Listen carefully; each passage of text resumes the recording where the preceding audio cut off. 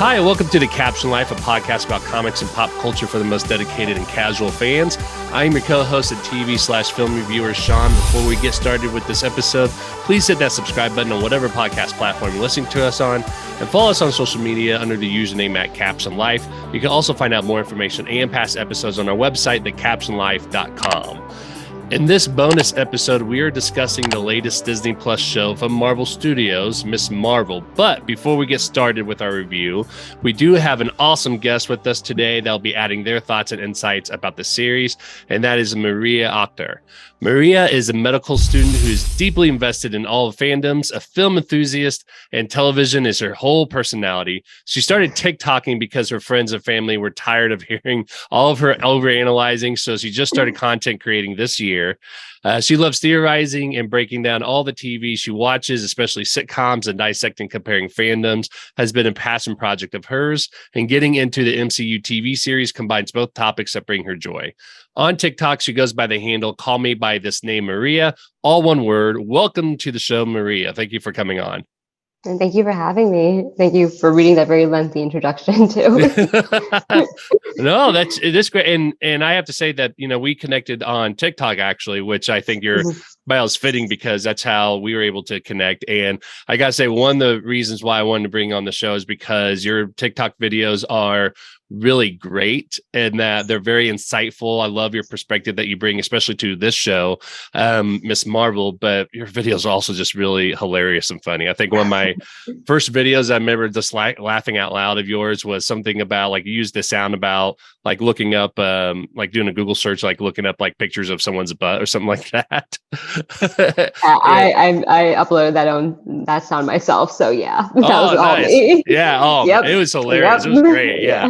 I love that. So, but yeah. So I know I read your bio a little bit, but tell us a little bit more about, I guess, what kind of got you into maybe specifically the MCU fandom? Like, was there a movie or experience that you had that got you into the fandom to begin with? And where has that kind of led you to where you're at now? Actually, thank you for you asked in such a great way because I wasn't a Marvel fan growing up. I loved the XMen original 90s show growing up, but I was more of a DC person. I read the DC comics. Mm-hmm. So the MCU is really my introduction to Marvel. And it was from Iron Man 1. So I wasn't like, I loved the X-Men. But before that, I had no interest in Marvel.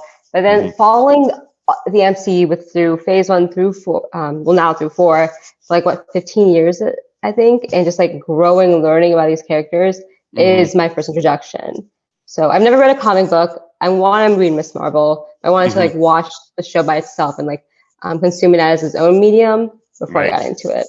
But it's literally the MCU and just like following along because I think as every movie came out, I used to watch it. So like I grew up with it, really. Yeah, definitely. Well, and I got to say, with Ms. Marvel, the comic book, whenever you get a chance to read it, it is fantastic. It's actually one of my favorite series I read. And I just came across it, I think, a few years ago. But I remember just absolutely loving reading the stories. One of the few that on Marvel Unlimited that after I finished that issue, I was like, I got to read the next one. Like, it's really, really good.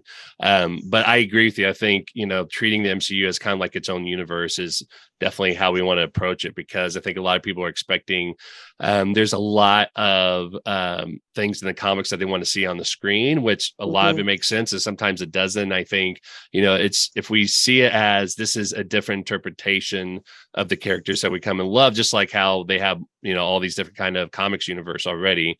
I think that kind of, helps, kind of frame it so that way you can enjoy it without feeling, disappointed necessarily if you're expecting like a direct, panel to screen adaptation as well too. So yeah, I agree with you in that aspect that, looking at it as its own universe is a really great way to do that. So yeah, I agree. And like, I looked up a lot of stuff about Ms. Marvel because I wanted to read the comic books really badly. I'm just very overwhelmed and intimidated by the idea of reading comic books because I don't know where to start. So I've researched enough. I've like looked up stories.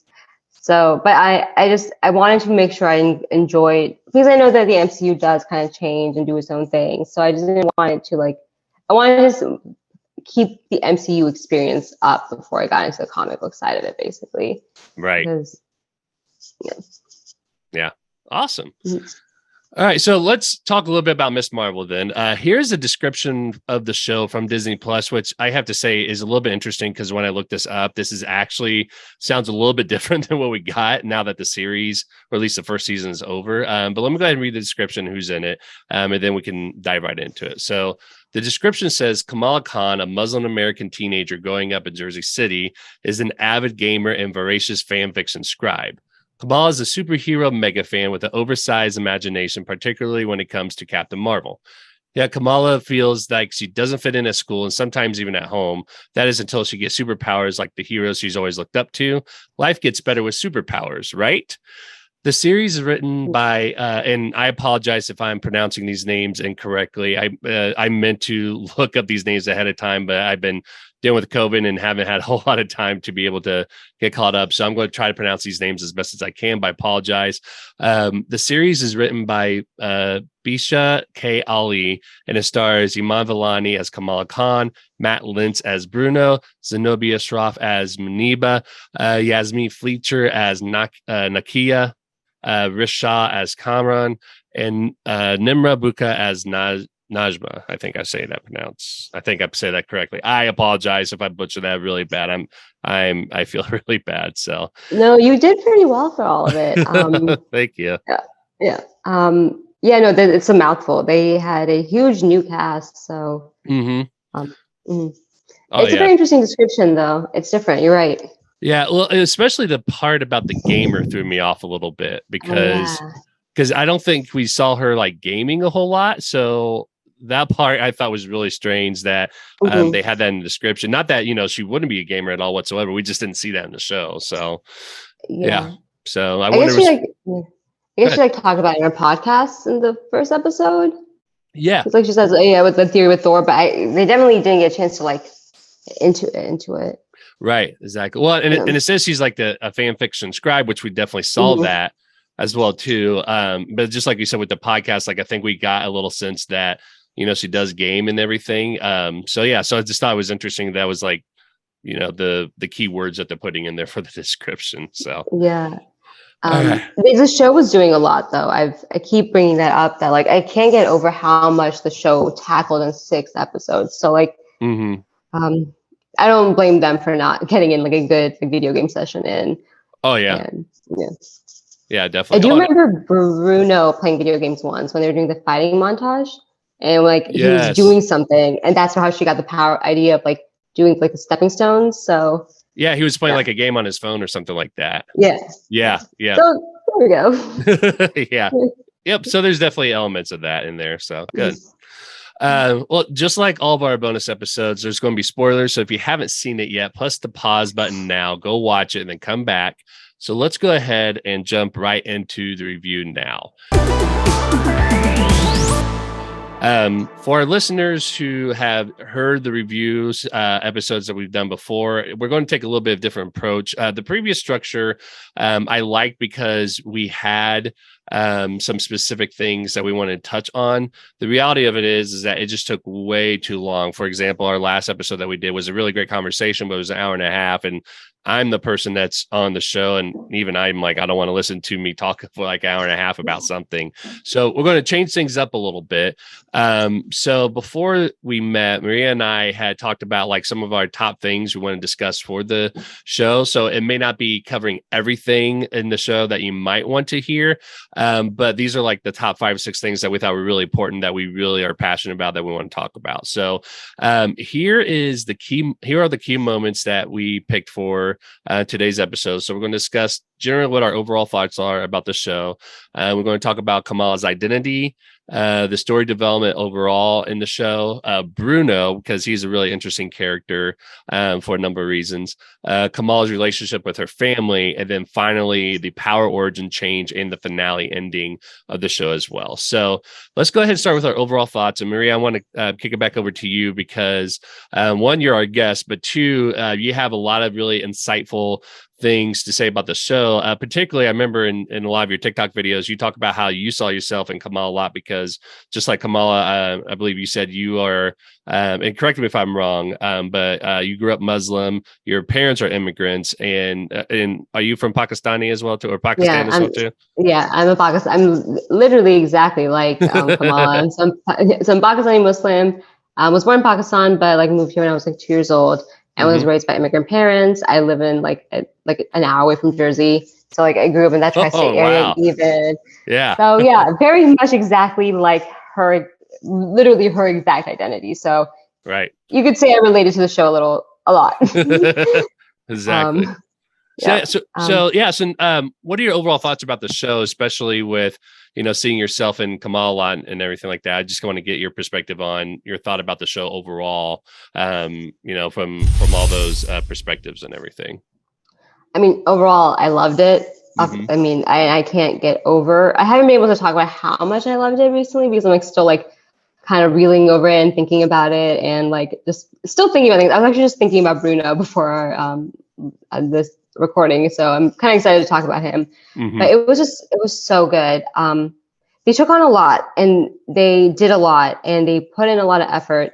I did have some critiques and worried about certain choices, but overall it was just so good. I just can't get over how much they did, and I can't believe they were able to seamlessly make it work so well in the MCU.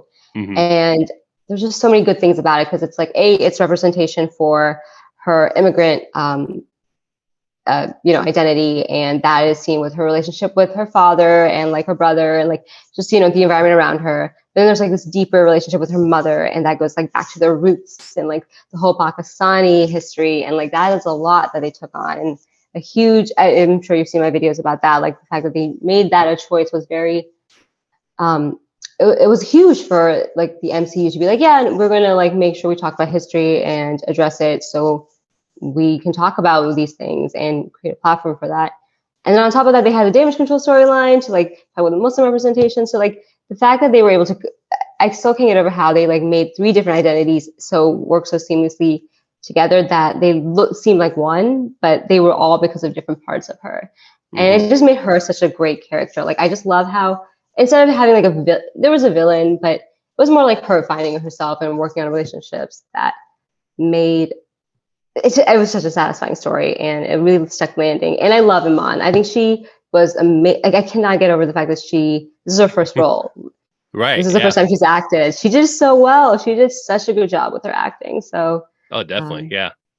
And Marvel has been doing that for a lot of their shows and projects lately. The woman Alakwa Cox that plays Maya Lopez in the Hawkeye series. That was her first project as well too. I didn't know that. Okay. Yeah. Yep. Yeah. So I that's think exciting. Yeah, and I think that's what they're trying to do is they're trying, and I know there's somebody else out there as well too, but I can't remember who it is. But I think they're trying to bring in people who are new to the scene for whatever reason. But I think it's working well because just like we said with Iman, she just emulated Kamala so much with how the character is that it's kind of like how people think of Robert Downey Jr. being Iron Man. When you think of I've Iron heard Man, that before. Yeah. Iman is just like that, and like Tom Holland being Peter Parker. I think Iman, is fitting right in, and I agree. I think the show overall, for me, was fantastic because it's very different from all the other shows that we have.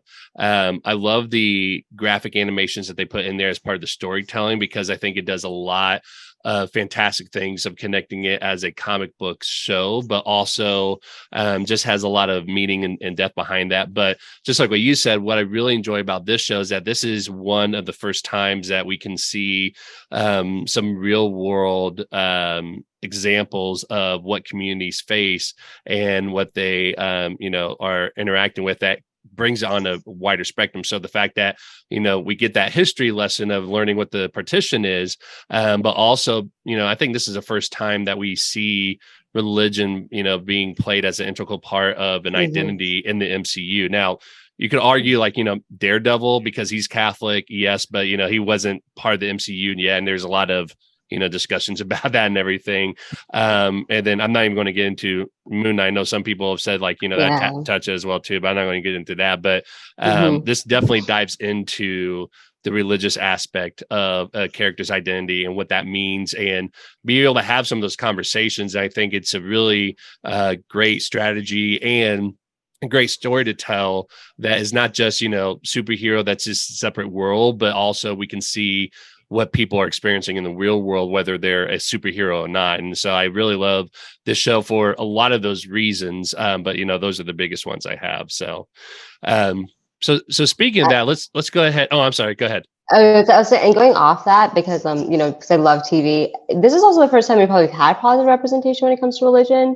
So it's like a huge moment in history with Western media that the MCU did this. So it's it's great to see it, and then to do it well compared to like other times it's not been done well. It was amazing. So they made some strides with this one. Oh yeah, definitely. Yeah, it's interesting because, with the Marvel universe and everything, they have all these mythologies, but they also have real world religions that plays an integral part in a lot of people's stories and everything. And it's interesting that for the MCU, this is the first time that we actually get a strong focus of religion.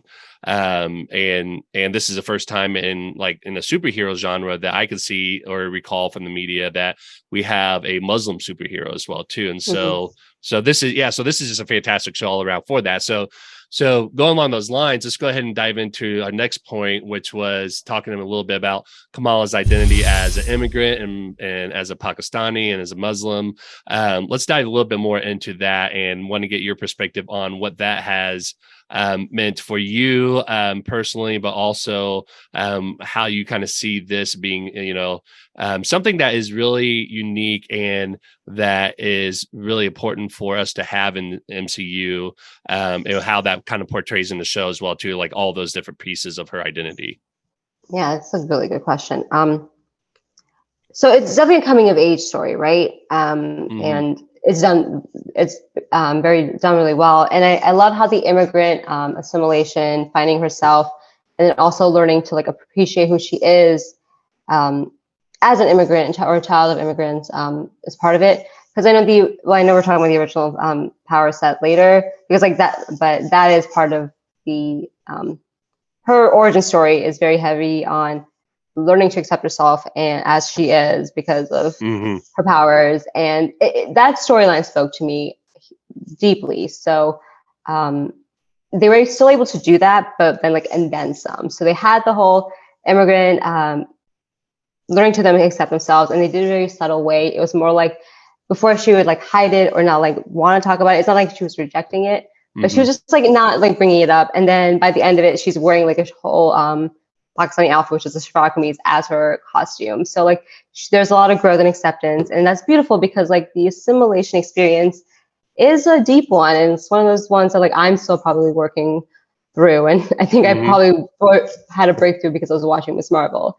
So that was it's been, it's made for teenagers, but at the same time, here I am as a 30-year-old, connecting to it on a deep level. Oh yeah. So that worked really well for the coming of age story, and same with the Pakistani story. The Pakistani side with the history and the partition and how it also worked with family is just, that's how it exists in real life. Our Pakistani identity has a really sad start, right? Because of the way you saw it. And so we have been holding on to that. Our families have been holding on to that. Grandparents, parents, and it just comes with the identity, and they decided to address it, and it's huge of them to do it. I feel like they all did it because this was the moment that they could ever talk about this. So they just went for it because that was a choice that they made. And I really appreciate the fact that they made a choice. And in general, with every episode, they made sure to have some aspect of her identity and representation as a back setting on top of the plot that was going on. The second episode had Eid. The third episode had a whole Muslim wedding. Fourth episode, they're in Pakistan, Karachi. Then they had a partition episode. Then they had the whole damage control storyline. So they made an active effort for representation, to show her identity, to have this coming of age story, to tell history, to set up this patriarchy system, to help her with her development. it just worked really, really, really well. Mm-hmm. And then the damage control part and how they were the villain was worrisome, but I really liked how it ended up being in the finale. So I can say more about damage control later, but all the elements did separate things, but they were really important and like very beautifully done. And it's very much how it is being a Pakistani Muslim girl growing up in America with immigrant parents. So like they like nailed it with the experience. And the fact that it's a superhero and it's in the MCU, it's very cool to see how they use all the parts of her to be a superhero. So it's very like accepting, it's very like validating, and it kind of makes you, it's really just made me feel like I've more connected and like, I don't know, one with myself because of the show. Right. Yeah. Yeah. No, I agree. And I love how you put in perspective that every episode was framed around a cultural religious event that was happening that not only is a big part of her, culture and her identity, but it also kind of helped develop her, just like we said, her sense of acceptance and identity as well, too, because, at the very first episode, you saw how she, doesn't feel like she fits in a lot of places with school because of her guidance counselor and some struggles with her family, her parents, because she definitely wants to make sure that she makes her parents happy. But she's also wants to be her. She's just not quite sure like how that fits. And especially in that first episode, I remember really meaningful is when she was, trying on her Captain Marvel outfit, and I was giving her some confidence. And then very quickly you saw that confidence go away. And there's just a lot of layers that went into, why she's not confident and things like that. And then just as you said, like each episode, there's some sort of cultural or religious event that was being framed around that, but helps with Kamala's identity. For example, in the wedding, she overhears her father talking to her brother about how as long as you pick family, you're never alone. And she really internalizes that. Like there are every moment. Yeah, exactly. So there's always those moments that it's really helps her get to, accepting who she is. And even her, mother accepts her who she is, which, we could talk about that a little bit later, but I will say that it does seem like the mother did a 180 flip in the middle of the series. I can explain it. I promise you it makes sense to me. Like it's okay. It's like it's the nuances, like you said. Like a lot of the scenes. I know I've talked about. I think I had the. I know the scene with her trying on the Captain Marvel outfit, and her parents come in with the Bara Hulk and Chorta Hulk outfit with her father all dressed up in green. It has so many layers to it, and so many like nuances and things that we like could break down. So it's just there's a lot that they were able to do well, but unless you're like living it and already like girl that has a mother like that, it would be very hard to understand it fully. But it makes sense, and this is actually how they kind of are. Like it was very true to the nature of South Asian mothers. I can tell you that. Okay. Yeah. And it comes from love. I promise you it does come from love. It's just, complicated. Right. Yeah. So if I'm hearing it correctly, like it's not uncommon for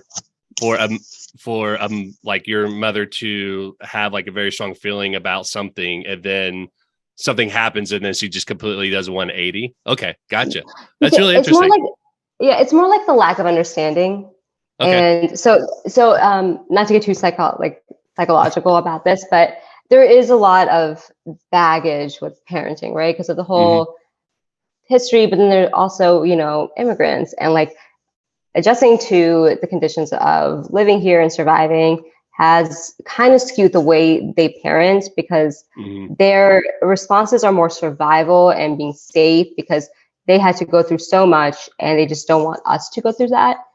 So they're scared. They're and like, I believe you're a parent, so you can attest to this, that like whenever parents are scared, they kind of react in a like aggressive way. So that's why they'll be very dismissive of something or like downright like against it, because they're scared that it could lead to something. And they're still adjusting to the country, so they don't understand it. So it's just communication of understanding what it is, feeling involved with it, and then like working on their own idea, like understanding that like not everything is going to be bad living here, that our kids are going to have a better life, and they are having a better life. Like they're still living in their mentality of we don't know if it's safe yet. So it's half that, half understanding. And then the kids are also like not understanding the fact that like our parents are like, really scared all the time and they just want to live their best life. Like Kamala just wants to be Captain Marvel and like hang out with a bunch of like fan people that love the Avengers, and she doesn't have to explain that to her parents. So like it's a lot to like for both generations to like put together. So that's why it's like a 180, because there was this huge disconnect. And then by talking, they were able to figure it out. And like, I'm also someone who loves fandoms and superheroes and is a TikToker. And, my mom does not get it. So like, it's definitely a very relatable experience. Definitely. Yeah.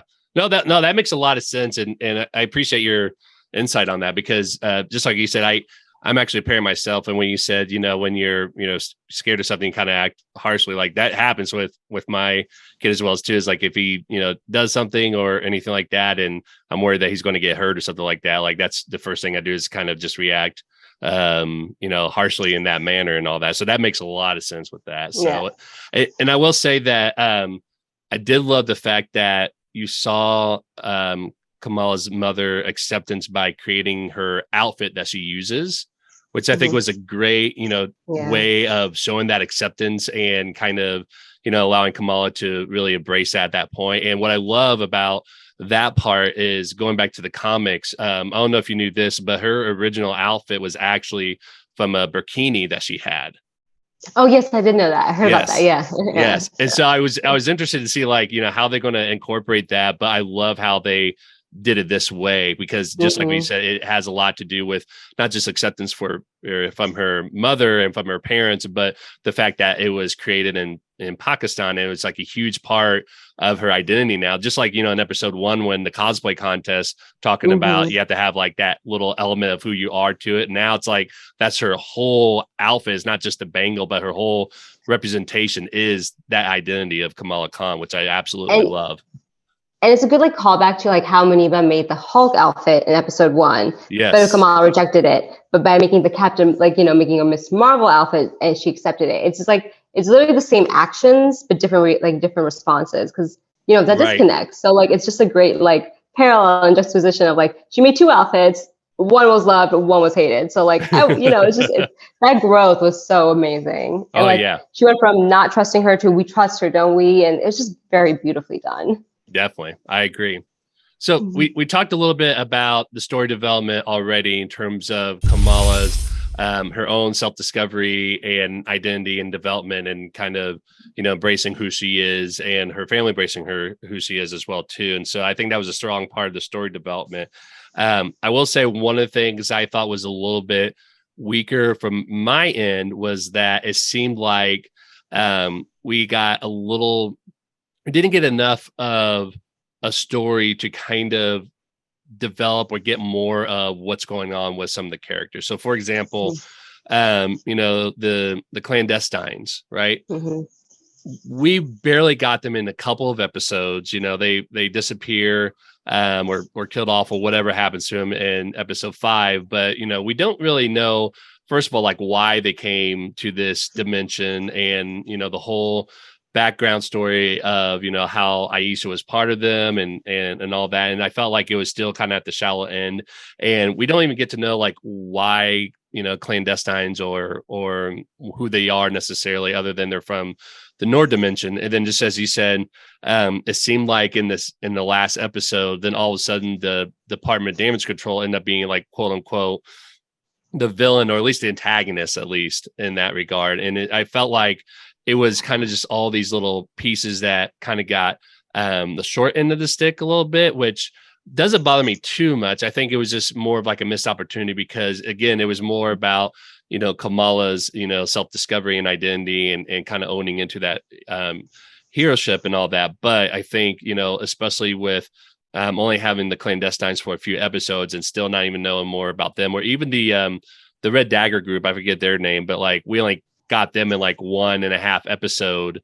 And we just know, like, they just knew who those people are, and they're trying to stop it and all that, So yeah, like, they were simple. Yeah, exactly. So it wasn't a whole lot of depth to it, which is not necessarily a bad thing, but I felt like it was something that, we still don't know like who they are or anything like that. Maybe we'll get more information in later projects and stuff like that. But I know that was my biggest critique in terms of story development with that. I didn't know if you had those same critiques or different insights. Okay. 100%. So I try to be positive about the show and not like bring up anything negative, because like I also believe that like with the MCU series or any Disney series that you should watch the whole project before you criticize, because they're probably going to come together eventually, because they all end up kind of coming together eventually. And they did. This one came together by the last episode.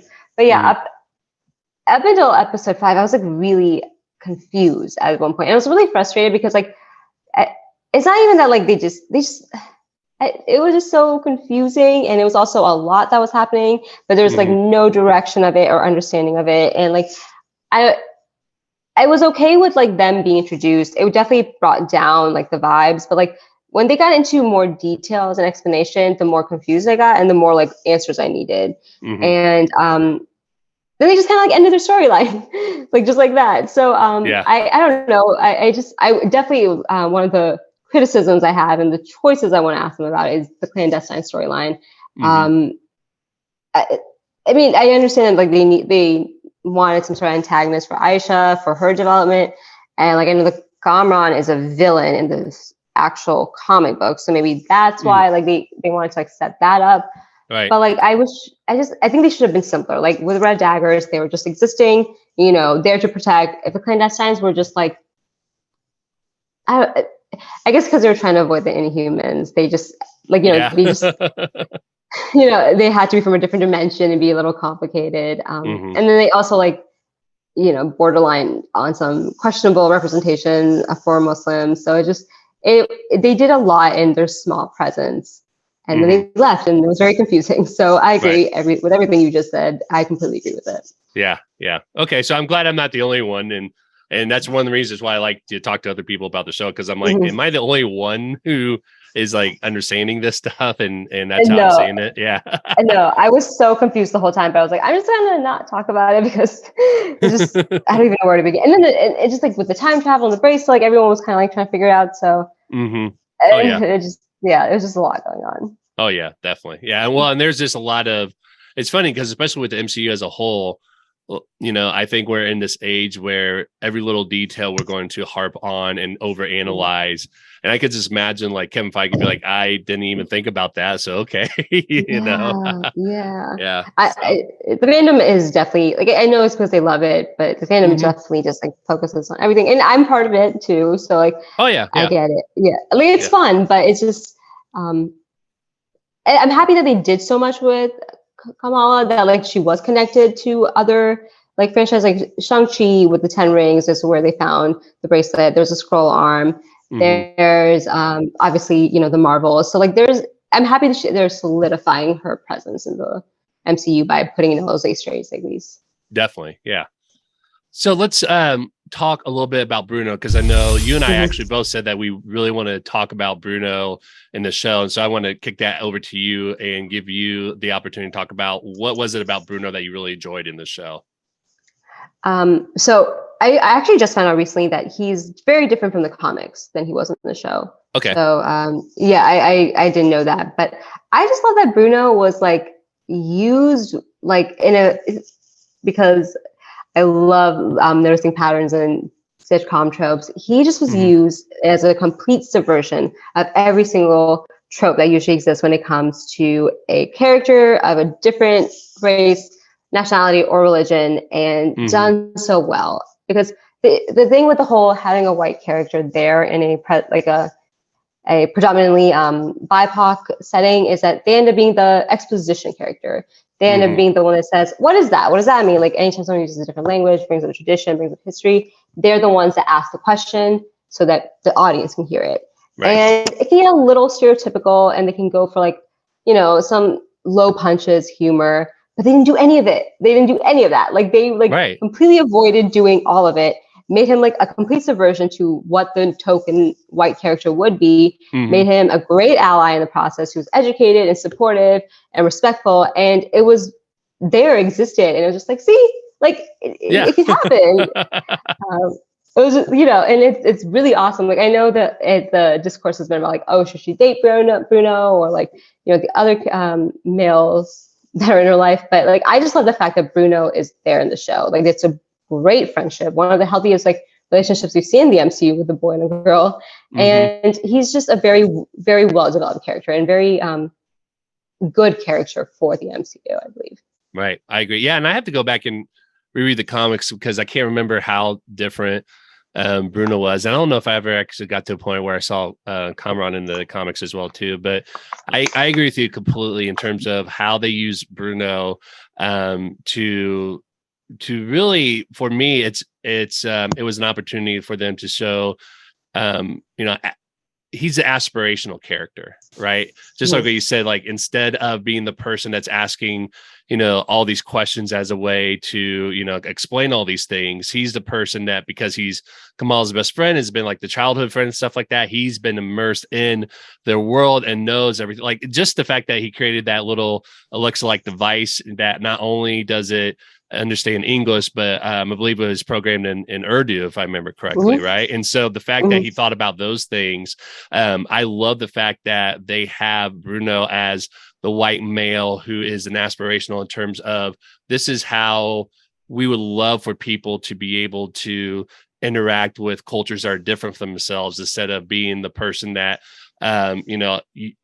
you haven't explained everything to them, that they're the ones that already know this stuff, and they're kind of immersed and look and research this on their own and been part of that experience. I love the fact that, just like we said, he was able to explain things to, I think even I forget who it was, it may have been Miguel, but I think there's a couple of times that he talked to Kamala, not necessarily about Pakistani or Islam things, but I think there was a couple of things that he knew about Kamala's background that he explained to him as well too. But the fact that he was part of the wedding and that he had that that traditional dance solo.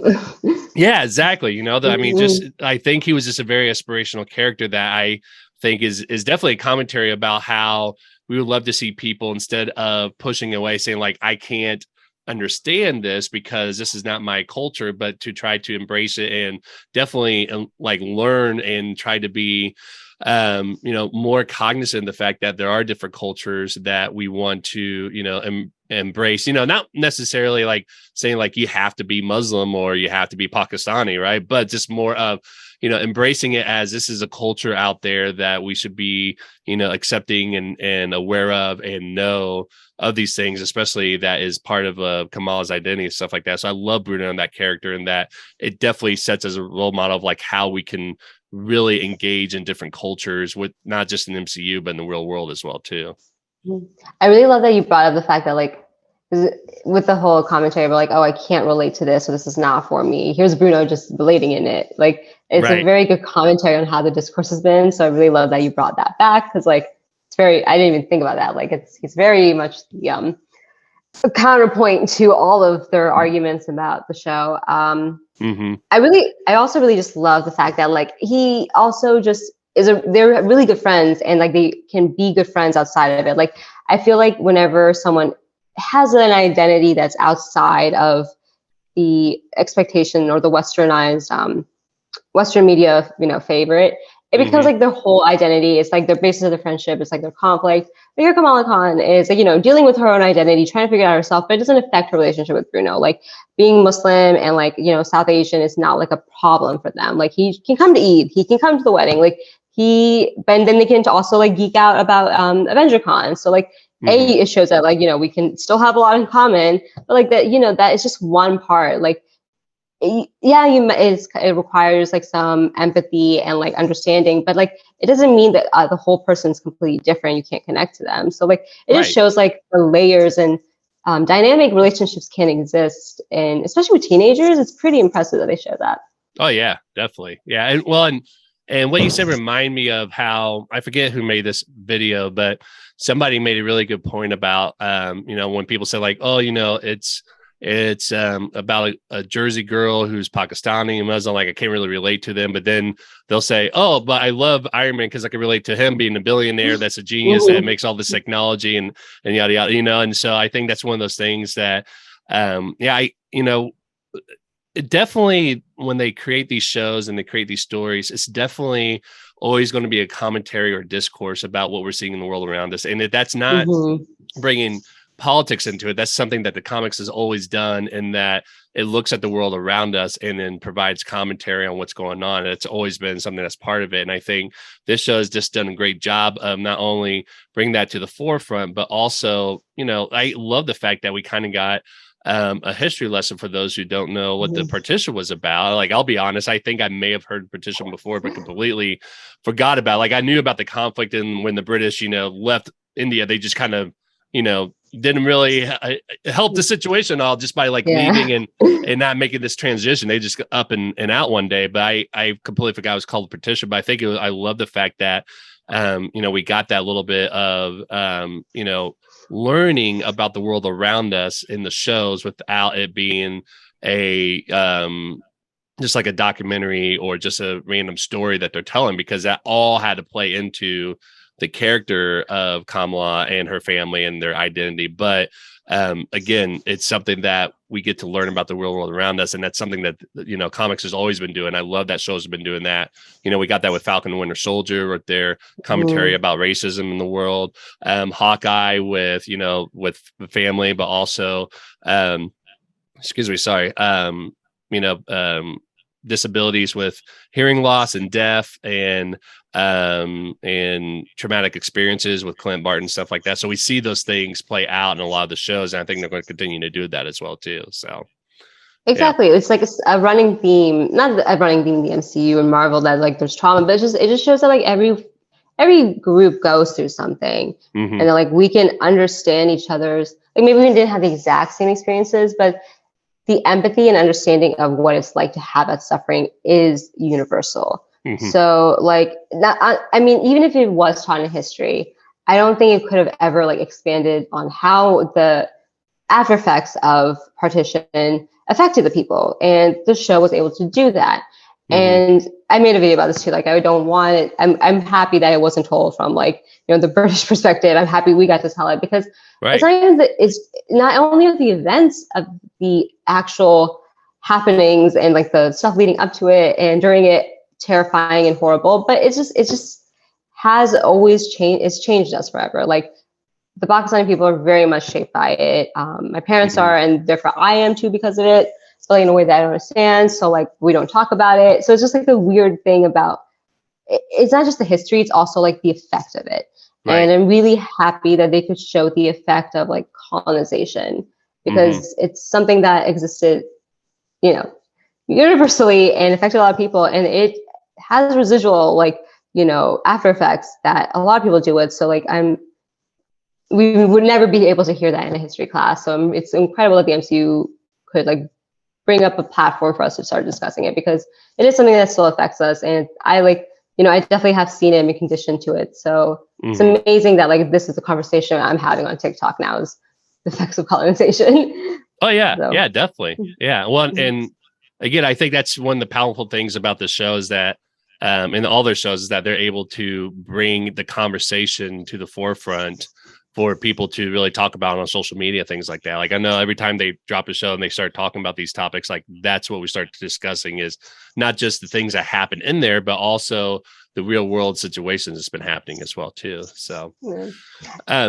let's talk a little bit about Kamala's relationship with her family. Because I know we both have a lot of things to say, because we talked about how, not only do you identify with Kamala a lot, but we talked about our own personal connection with Catholicism, because I was raised Catholic and you went to a Catholic school. And so I know for me, what was really funny is I saw my own mother in some of these scenes with Kamala's mother, especially in the scene where they're celebrating Eid, and Kamala's mom was, I forget who she was talking to, but she was like, "Oh, you look great," or whatever. They're like, "Oh no, this looks like I think it was Bruno. a different color." Yeah, It was Bruno. Yeah. Exactly. Yeah. She's like, no, it's not. I don't know what you're talking about. And then she's like, ignore it. It's kind of like my own mother, because she'll do that where she's like, "Oh, this looks great," and then you point out some of these things, and she's like, no, that's kind of dismissive with that. But I thought it was really interesting to see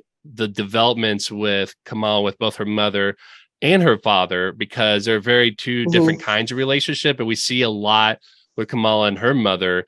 But I love the relationship with her father as well too, because it is a very different. He's more of a, charismatic and comical kind of person, but he has those heartfelt moments with his daughter, especially in the final episode, talking about like how they got her name and things like that. That I love how they show the different kinds of relationship. That it's not just one like linear relationship with both of them, but they're both very different, but very meaningful in their own way as well too. Yeah, I definitely have my father is also very much like, and so my mother's exactly like Muniba, and my father's exactly like Yusuf. So like that whole like very eager, very like earnest, like trying, understanding, and wanting to be there, and like raise his daughter's like voice. The way he knows how is just like such an energy that comes with like. I think it's like the whole father-daughter like South Asian immigrant like relationship. Right. Because there's definitely a like South Asian mother-daughter relationship dynamic that like I've seen like it's a pattern that I've seen come up a lot. It's this something that I've been like wanting to study in psychiatry later in my life, but it's just very interesting how like we all have very similar relationships, and someone brought this up that everything about the show felt authentic, and I felt like their relationship with her family, her parents especially, was one of the most authentic things about it, because like it wasn't like forced for feels, it was just there. Like everything Yusuf was saying at the end was just so, it just was like it just made sense. Like it was like something like they would actually talk about, like him telling her about her name and then that would give her name. Like it was so real and like palpable for that type of chemistry that they had. So it's amazing how they were able to like completely check that off completely. Oh yeah, definitely. Yeah. And it's excuse me, sorry. I think it's just really interesting, and how, we were talking about earlier how there's, people who feel like, they can't really, watch it because of the identity piece of it, which I always feel like that's, total BS anyways, because how many times have we watched something that's, different cultures we actually enjoyed it and everything. So I always feel like that's kind of a barrier. But the fact that, just like you said, some of these relationships, yes, are cultural, but some of the things that comes through is also universal in terms of those interactions and in terms of those, heartfelt moments with those parents, even like ones who might seem distant or might not be as close or as intense, because Kamala and her mother's relationship is intense, but by the end of it, again, like she, they're like great, and it's still kind of intense. And her relationship with her father, it wasn't ever that intense, but it's just more of like kind of a almost like that steady rock metaphor that they say, where he's always kind of there when he's needed, and otherwise he's just likes to have fun and all that, right? Yeah. It balances the mother relationship, because it's like one is intense, the other one like out, like balances out. Like it's just like how they are. So maybe that's what it is. Oh, and that's why it does so well. Like they just balance each other out. One has to be extreme, like the good cop, bad cop, but good, very involved parent and very like laid back parent, basically. Right. So. Oh yeah. Well, and I love that scene where when she was asking them, she wants to go to Avenger Con, and he was like, "It's not that we don't trust you," and the mother's like, "No, I don't trust you." Having that, sort of disagreement and stuff like that. I find it really comical, because that was just kind of the epitome of like what the relationship is like, where the mother is very straightforward in that regard. But just like you said, like obviously there's some other underlying things with that, but she was just, more no nonsense. But again, there is something happening underneath it that, when you go back and watch it again, because I think you made a video about this. I watch it as it came out and got released, but then I started watching it again, so that way my wife could watch it, because she likes to see it, watch it all in one setting. But like watching it for the second time back to back after already seen once, like I caught things that I didn't pick up. And I remember watching that scene again in the context of what happens by the end of the show. It's just like, oh, that was actually really a lot more telling than what we, really give it credit for. So, yeah. And like, I know that like, it seems like there are also just signs of the love aspect being there, because I think it's like episode 3, the wedding episode, when Kamala like gets hit by the drone, and she's like icing her knee, and her mom like comes in and just like, oh my God, what happened? Like usually, because I've studied this as well, like a abusive parent or one that would not be healthy would be like, what did you do? It was your fault, and like make it into a altercation. But like Muniba auntie was just concerned and worried and wanted to help her daughter right away. Didn't ask her any questions. So like, like when push comes to shove, she will have her daughter's back. Even the first episode, whenever she failed her driver's exam, she was still like, she was cussing out the driver's the instructor. So like there's that mama bear like protectiveness and like nurturing self is there. It's just that it's layers of, skepticism, basically. Right. Exactly. I also want to point out her brother was really great. Like I really loved her brother's role. Like it was minimal, but it was like present, and it was great. I hope we get to see him more, but I really liked her relationship with her brother as well. Oh yeah, and Taisha as well. Yes, honestly, all those characters and her family and her cousins and stuff like that were fantastic. I agree that her brother plays like a really silent but crucial role. Because he was the one that talked to her parents about letting her go to Avenger Con, and he had his own like stuff that he was worrying about with the wedding, and you find out that he's worried about supporting the family with only having like $70 in his bank account, stuff like that. So you see that even though he has his own worries, he's still going to help his little sister, whatever the cost. Which reminds me, and I want to talk about this very briefly before we go to our last topic, but going back to story development, I will say I found it very odd, and it's comical, but I found it very odd that in the very last episode, Zoe and her brother shows up at the school, especially when her brother is like, yeah, they knew you're going to be here, so they sent me over there. I'm like, as a parent, I would not send another kid over to help. It's the brother dynamic. The brother dynamic. The brother was like, especially that whole like older brother dynamic. He could basically, he's basically Captain America to them. So like he could have taken care of it. Zoe was a little like so of a surprise. I like how they said she was shooting TikToks in the school and just happened to be there. Definitely some like there definitely like some story building could have been done, but they were there. They're part of it. Zoe ended up being a bigger part of it, which is good.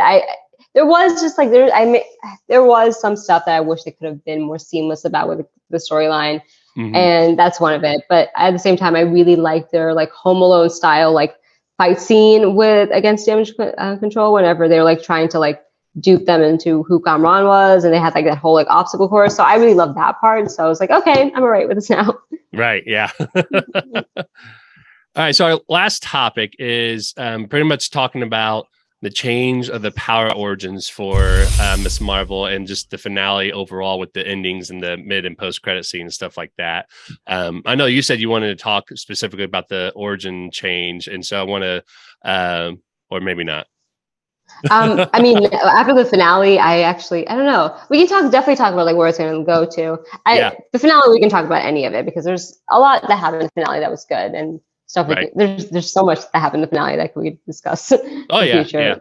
So I think for me it was more talking about where the MCU is heading now that we see like what's happening. So obviously in the mid-credit scene, there was the comment about how Kamala was actually probably a mutant, and you hear like the little XMen theme play at the background of it. And then at the very end, we see that they switch that Kamala transported it to wherever Miss Marvel or where Captain Marvel's at, then Captain Marvel came back and all that.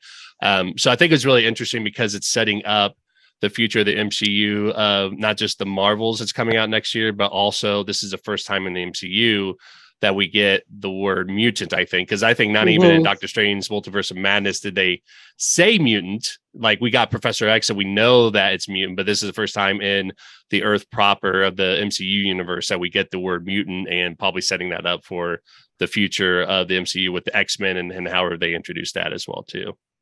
I've like seen a video because how the fandom is that the same soundbite that plays for like 3 seconds was the same soundbite when Xavier made his entrance Right. in Doctor Strange. So like that's the connection basically. Like that little soundbite is how we know. Yep. Yeah, they just threw that in there. Like, and I'm surprised that they did it. I'm happy they did because it's like, yes, you know, I love the X-Men. But yeah, I don't know. Like, I feel like they're just doing it to like set up the fact that there are mutants in the MCU, and they have it there to build off of, or not. I don't know. It's wild that they just did that too. Like it was really unexpected. And what I was seeing from other people posting on social media, I think they said that, you know, originally the whole history of it was when they made Kamala Khan Miss Marvel in the comics, they made her Inhumans because of the fact that they wanted to do some properties that are like mutant-like, but they didn't have...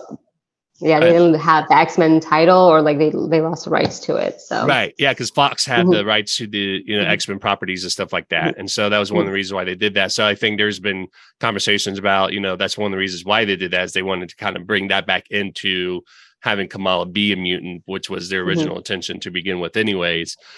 For that, so I know some people, I don't know, like why people are getting upset by that. Like I it's probably because people had expectations on how they're going to introduce it. But for me, it's just like, you know, this is just the first time we're getting introduced to it. Doesn't mean that, you know, Kamala is going to be like the leader of the X-Men now or anything like that. But I think, you know, these are just little bites, like what you said, that Kevin Feige is slowly introducing X-Men. So that way we're getting ready for it. But what I find really interesting with this whole thing as well, too, is that part of the thing that is making it tie in together is that soundbite, like we said, that little 3-second musical note that's from the cartoon show that has been so iconic. Like the 90s one. Yeah, so it was a 90s one. And I think that was a Fox property, so it wasn't even something that Marvel, I don't think, was working on at the time. I could be wrong about that, but it's just just that little soundbite is like now the, you know, the little audio cue for, you know, here's a mutant or something like that. So It's funny because like so I asked the question, what happened with the Inhuman storyline, and I've never been stitched with so many 3-minute I asked like on my like TikTok account, like what happened with it in general, and I got so many stitches of 3-minute videos, like 3-minute explanations and like going into detail about all the Inhuman stuff. So there's a long-winded history. Oh yeah. So yeah, there's, you know, I think there's a lot of feelings associated with like, should there be Inhumans? Shouldn't there be Inhumans? So I just like decided like, okay, I'm gonna check out this one. Right. And she's a mutant now. So it was interesting that they just did that. Like it's there. Yeah. You know, for us to, you know, deal with. And then like I really liked the fact that they had Carol and her switch, because now like they're setting up this idea that she's in space somewhere for the Marvels. Yeah. So like I like am so excited about this property because I'm like, oh my God, she's in space. They're gonna find her. Like I can't wait. Like it's gonna be so good.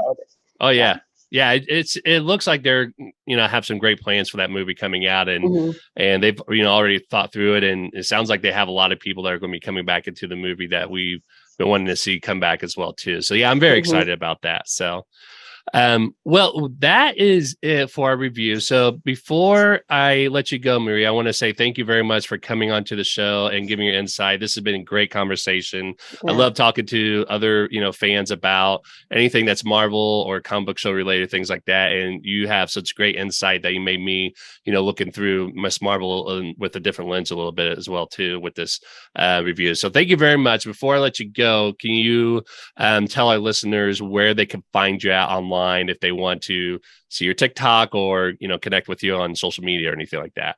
Of course. Thank you so much for saying all that. I really appreciate you just like hearing me.